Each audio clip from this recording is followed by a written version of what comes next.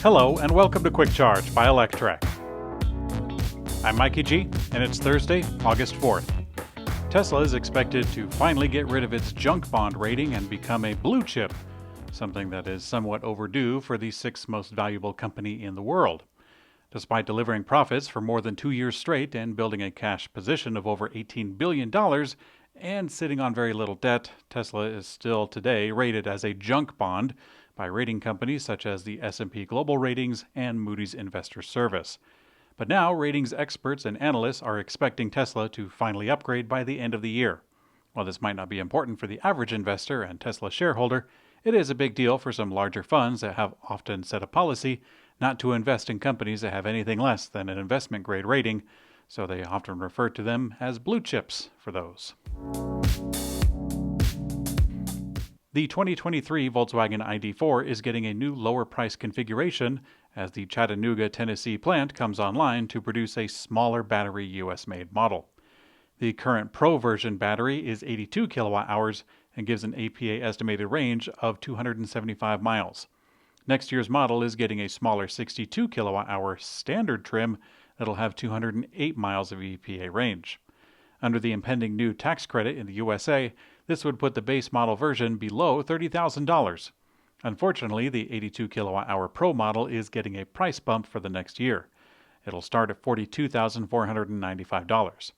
The good news is that the version will also get a bump in fast charging capability up to 170 kilowatts. There's a lot of data to cover in earnings reports at the end of the second quarter. Tesla news is still processing, but in the meantime, we can cover the rest of the industry. EV sales from Ford Motor Company have boosted the automaker to become the best-selling brand this past month. That puts all of Ford, including the gas model, as the best-selling brand, but certainly not in the EV space because that lengthy lead belongs to Tesla, still having over 60% market share. Ford did score the second place in terms of EV sales, but it's a distant second. Turning over to luxury automaker Lucid, their stock took a hit this morning after the company slashed its 2022 production guidance and confirmed that it has burned through another $800 million during this quarter. In the second quarter, the automaker delivered 679 vehicles for $97.3 million in revenue. That's up from the previous quarter, but with 1,405 vehicles produced in the first half of the year, it's still far behind their goal of producing 12,000 to 14,000 every year.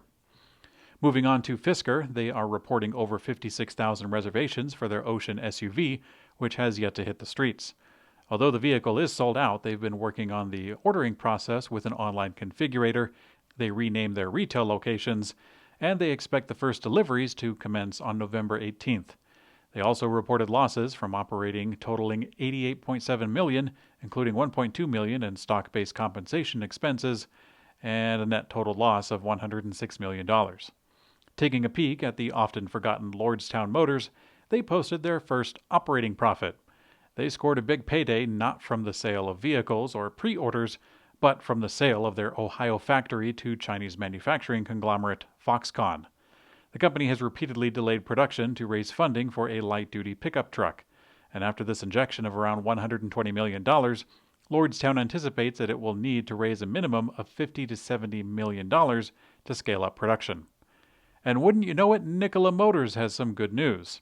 Nikola has reported delivering 48 of their Tre BEV semi-trucks in the second quarter, a huge jump from the 11 in the previous period. The company continues ramping up production at their Coolidge, Arizona facility, and they expect to process around 5 units per shift starting in November. On top of this, the company is starting to realize revenue from deliveries, reaching $18.1 million.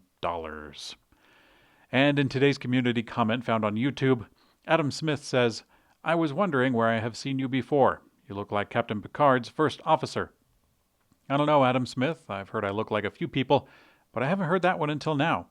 For those of you listening in on the audio version, you can imagine something like Jonathan Frakes, who is the actor who plays that fellow, and maybe a little bit of the actor Robert Sean Leonard. Although usually I'm not dressed up all that fancy for the red carpet.